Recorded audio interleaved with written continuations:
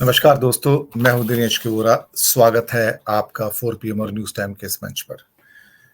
दोस्तों, राहुल गांधी की भारत जोड़ो यात्रा एक ऐसे निर्णायक मोड़ पर आ गई है जहां पर भारत ही नहीं बल्कि विदेशों से भी अब उस यात्रा पर ध्यान केंद्रित होना शुरू हो गया है। और विशेष रूप से ये यात्रा राहुल गांधी की ये बहुत लोगों को परेशान कर रही है, विशेष रूप से बीजेपी को इतनी ज्यादा परेशान कर रही है कि नरेंद्र मोदी लगातार गुजरात के चक्कर पे चक्कर काट रहे हैं। और साथ में मैं आपको बताऊं, कुछ ऐसे ऐसे प्रॉमिसेस और वाक्य बोल रहे हैं जिसकी आप कल्पना नहीं कर सकते। मैं सच कह रहा हूं आपसे। दरअसल राहुल गांधी से डर और दूसरी बात, पुरानी योजनाओं को नए नाम से सौगात के रूप में गुजरात के लोगों को पेश करना, यह मोदी जी की एक पुरानी आदत है। ये देते तो कुछ है नहीं, लेकिन इस बार उनका जो गुजरात दौरा था उसमें कुछ पैराडाइम शिफ्ट, कुछ ऐसे बदलाव नजर आए जिसको जो बहुत बारीक ऑब्जर्वर्स होते हैं उन्होंने उसे पहचाना। दरअसल जब से आम आदमी पार्टी की एंट्री हुई तो भारतीय जनता पार्टी के पैरों के नीचे से जमीन खिसकनी शुरू हो गई कि ये दूसरी हिंदूवादी पार्टी आ गई है और उसको कुचलने के लिए, बर्बरता से बर्बाद करने के लिए भारतीय जनता पार्टी पूरी कमर कस के बैठी है। पुराने वीडियो हों, कोई बातचीत हो, उनके कुछ कांटेक्ट हों, कोई डोनर हो जो उनके पैसे देते हो आम आदमी पार्टी को, मकसद ये कि उन सबको बर्बाद कर दो और अगर वो बिजनेसमैन है तो उनको भी बर्बाद कर दो।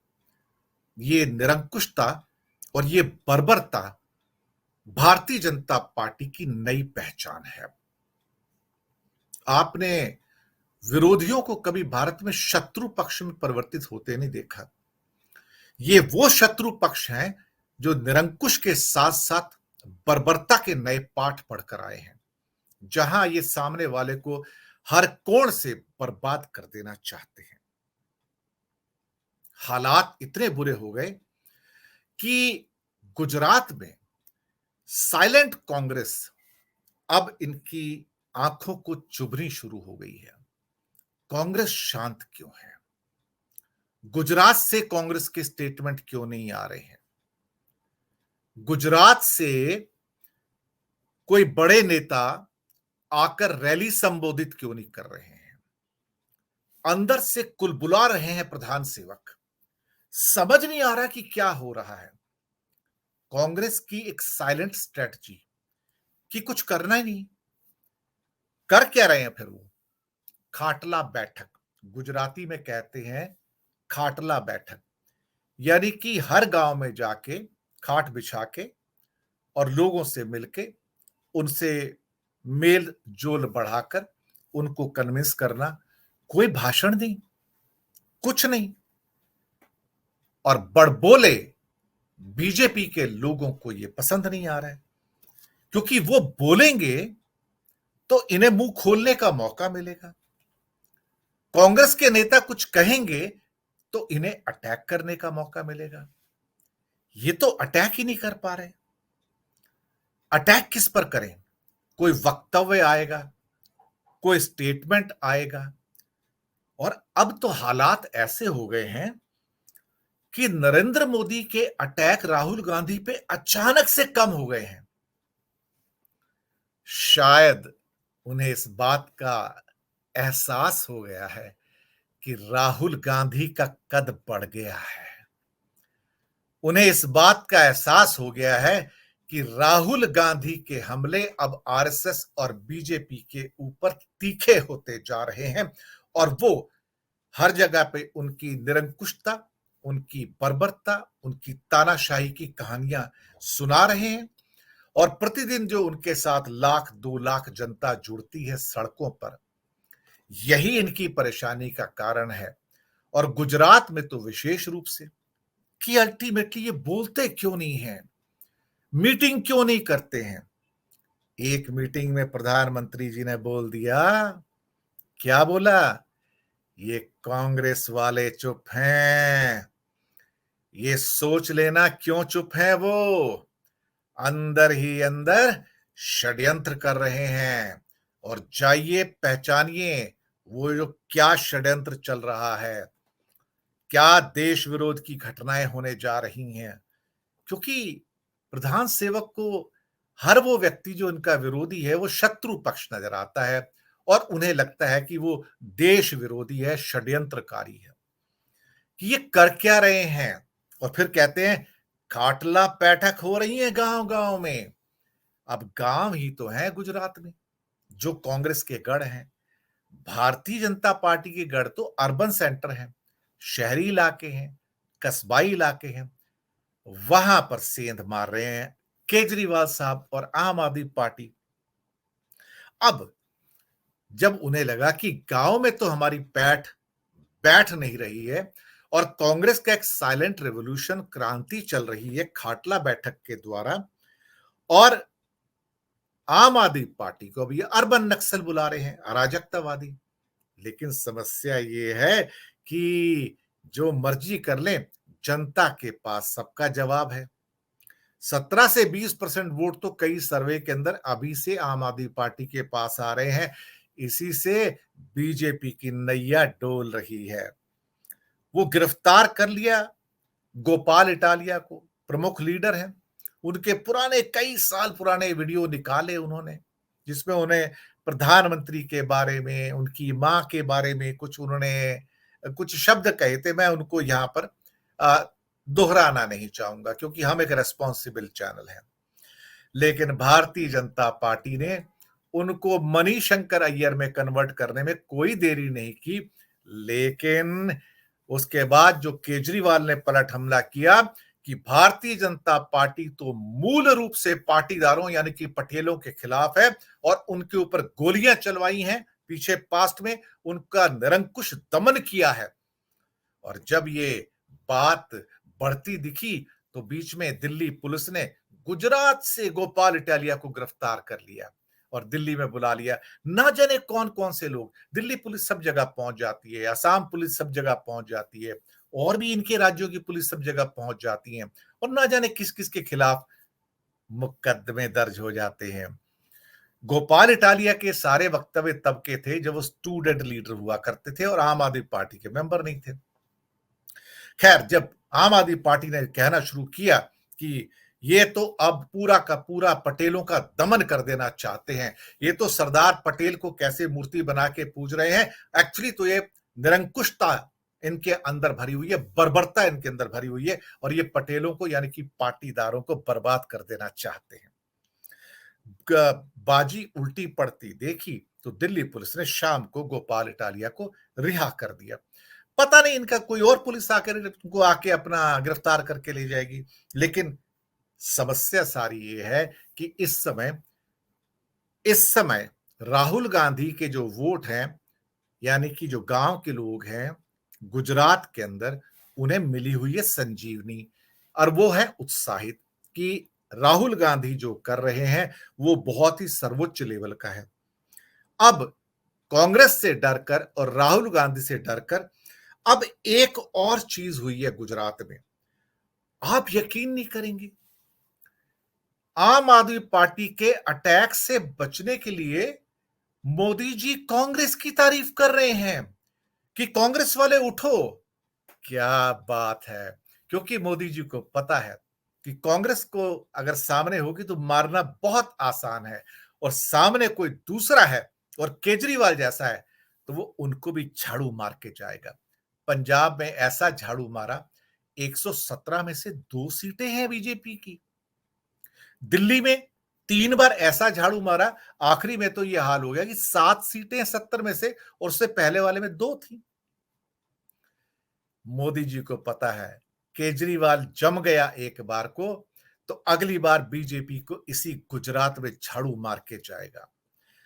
कांग्रेस की तारीफ कर रहे हैं कि तुम उठो, उठ के मुकाबला करो, अर्बन नक्सल को अंदर मत आने दो। ये आजकल राहुल गांधी पे अटैक नहीं करते।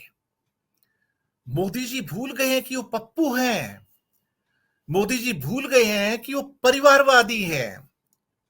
मोदी जी भूल गए हैं कि भारत के ऊपर उनके परिवार ने 50 साल राज किया है। हालांकि गिनती उनकी 50 की गलत है, वो तो 70 साल कहते हैं एक्चुअली।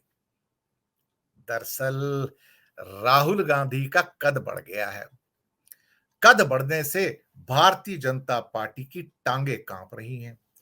और एक और चीज, अब एक ऑब्जर्वेशन और बता देता हूं जो कभी नहीं हुई थी। मोदी जी गुजरात में हमेशा आधी गुजराती में भाषण देते थे और आधा हिंदी में देते थे। उनका मकसद होता था कि मैं पूरे इंडिया को एड्रेस कर रहा हूं। लेकिन इस बार कांग्रेस और आम आदमी पार्टी का डर ऐसा कि हर जगह जाकर गुजराती भाषा में बात कर रहे हैं, हिंदी में बात ही नहीं कर रहे हैं अब। और तो और मैं बताऊं अंदर की बात, जब वो राजकोट में जाते हैं तो सौराष्ट्र की गुजराती यूज करते हैं। कच्छ में जाते हैं, भुज में, तो वहां जाके भुज की गुजराती यूज करते हैं। नीचे सूरत में जाते हैं, वहां जाके सूरती गुजराती यूज कर रहे हैं। भावनगर जाते हैं, उसकी गुजराती यूज कर रहे हैं, क्योंकि अलग अलग डायलेक्ट हो जाती हैं। और तो और अपने साथ कुछ कहावतें गुजराती की लिख कर ले जाते हैं कि हाँ, कौन सी ऐसी कहावत है जो कच्छ में बोली जाती है, सौराष्ट्र में बोलते हैं, नॉर्थ गुजरात में बोलते हैं, साउथ गुजरात में बोलते हैं, और वो कनेक्ट करने की कोशिश कर रहे हैं। और उसके बाद उनका एक आखिरी हथियार और बचेगा। आखिरी हथियार क्या है? क्योंकि कांग्रेस तो ऊपर आ ही रही है धीरे धीरे साइलेंटली, वो आखिरी हथियार होगा, किसी ना किसी सभा में जाके आप देखेंगे कि उनके आंसू बह रहे हैं। अक्सर ऐसा आपने देखा होगा, कई बार आंसू बह रहे होंगे और तब उनका मास्टर स्ट्रोक आता है, मैं तो गुजरात का बेटा हूं। आप गुजरात के बेटे को कैसे हारते हुए देख सकते हैं? गुजरात का गौरव हूं मैं, आपकी नजरों का तारा हूं मैं। बस ऐसे कशीदे पढ़ेंगे, लोग बेचारे भाव विवल हो जाएंगे। अरे, आपला गुजरातનો माणूस छे, आपला गुजरातનો माणूस छे। हालांकि मेरे को गुजराती नहीं आती, लेकिन कुछ ऐसा बोलेंगे और लोगों को अपनी ओर लाने की कोशिश करेंगे।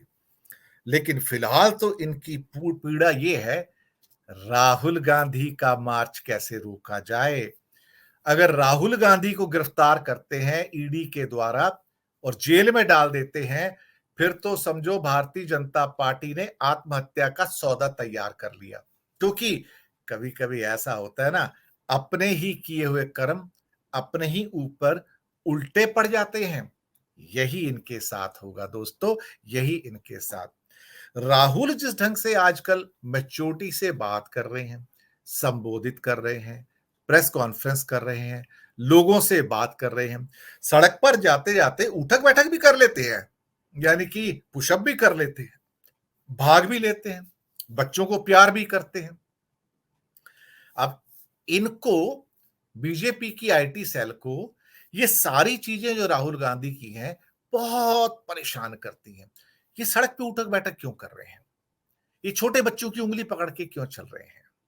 ये भाग क्यों रहे हैं? इनके साथ में 1.5-2 लाख व्यक्ति चल क्यों रहे हैं? अब देखिए, ये सारी जनता भारतीय जनता पार्टी की तरह पैसे दे के ट्रकों में, बसों में, ट्रैक्टरों में भर के नहीं लाई जाती है। उनके द्वारा जो बड़े बड़े ये जो टेंट लगाए जाते हैं करोड़ों रुपए के, भारतीय जनता पार्टी उसके बराबर का कोई टेंट यहां पे नहीं लगता। राहुल गांधी कंटेनर में रहते हैं, एक पंखा लगा हुआ है बस, सिंपल सादा। वो कोई हमारे प्रधानमंत्री जी की तरह कोई विलासिता की जिंदगी थोड़ी गुजारते हैं। बीजेपी के तो सारे मिनिस्टर आप देख लीजिए, केंद्र में हो या राज्यों में, वो सब विलासी जिंदगी गुजारते हैं। बड़े बड़े 5-5, 10-10, 20-20 एकड़ के बैंगलोज में रहते हैं, बीएमडब्ल्यू, मर्सिडीज बेंज में चलते हैं। 8-8, 10-10 करोड़ की, 12-12 करोड़ की गाड़ियों में चलते हैं लोग, हवाई जहाजों में चलते हैं। इन्हें क्या पता रेलवे ट्रेन क्या होती है? साहब कब चली रेलवे ट्रेन में ये? नहीं बाबा, रेलवे ट्रेन इनके लिए थोड़ी है। उसमें तो सिर्फ पंडित नेहरू जाया करते थे, राजेंद्र प्रसाद जाया करते थे, इंदिरा गांधी जाया करती थी। ये भला क्यों जाएंगे? रेल में जाना तो अपना कद छोटा होता है ना इनके लिए। लेकिन राहुल गांधी तो सड़क पे चल रहे हैं। अब ये सड़क पे चलना ही तो इनकी नजरों का कांटा बन गया है कि किया क्या जाए। और तो और यहां तक उतर आए हैं कि अब गुजरात में और बिहार में वाक्य क्या बोल रहे हैं ये? मोदी जी भी बोल गए, अमित शाह भी बोल गए, भारत उनकी बीजेपी की गौरव यात्रा में, कि पंडित नेहरू कश्मीर का मसला सॉल्व नहीं कर पाए, हमने वो 75 साल पुराना मसला सॉल्व कर दिया। देश की जनता को इतना बड़ा असत्य बोल गए। कौन सा आपने कश्मीर का मसला सॉल्व कर दिया by the way? Amit Shah ji और नरेंद्र मोदी जी, एक 370 हटाया बस आपने, और कुछ नहीं किया। पीओके का 1 इंच वापस नहीं ले पाए। अक्साई चिन और शाक्सगम वैली जो चाइना के पास है, 1 इंच वापस नहीं ले पाए। बल्कि जब व्हाइट पेपर आएगा तो पता लगेगा पिछले 8.5 सालों में मोदी जी ने लद्दाख में कितना एरिया गवा दिया है चीन के हाथ में। और आप कहते हैं हमने कश्मीर का मसला सॉल्व कर दिया है। पूरे के पूरे भारत को ही मिसगाइड कर रहे हैं साहब। कश्मीर का मसला सॉल्व कर दिया, यानी कि पीओके हमारा है, अक्साई चिन हमारा है।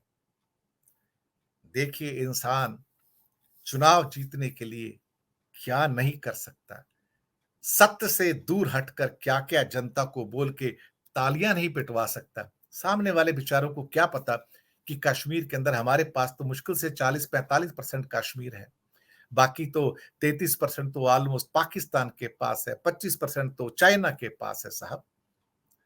और ये कहते हैं हमने कश्मीर का मसला ही सॉल्व कर दिया। आप खुद ही फैसला करिए, ये लोग सच बोल रहे हैं या सच नहीं बोल रहे हैं। खैर, लेकिन गुजरात कहो, हिमाचल कहो, भारत कहो, राहुल गांधी से परेशान है मोदी जी, और अब उन पर अटैक नहीं कर रहे हैं। उनको मालूम है कि राहुल गांधी पर और अटैक करने का मतलब है कि जो रॉकेट उनके ऊपर छोड़े जाएंगे वो वापिस आके इन्हीं को लगेंगे। इसे कहते हैं जब कद बड़ा होता है ना, तो लोग परेशान होने शुरू हो जाते हैं। और जो लोग परेशान होते हैं उनमें से देश के प्रधान सेवक भी होते हैं, गृह मंत्री भी होते हैं, और भाजपा के बाकी लोग भी होते हैं। दर्शक मित्रों, आप फीडबैक दीजिएगा, प्रोग्राम कैसा लगा। और 4 PM न्यूज टाइम दिनेश के वोरा को आप सब्सक्राइब जरूर कीजिएगा। धन्यवाद आप सबका।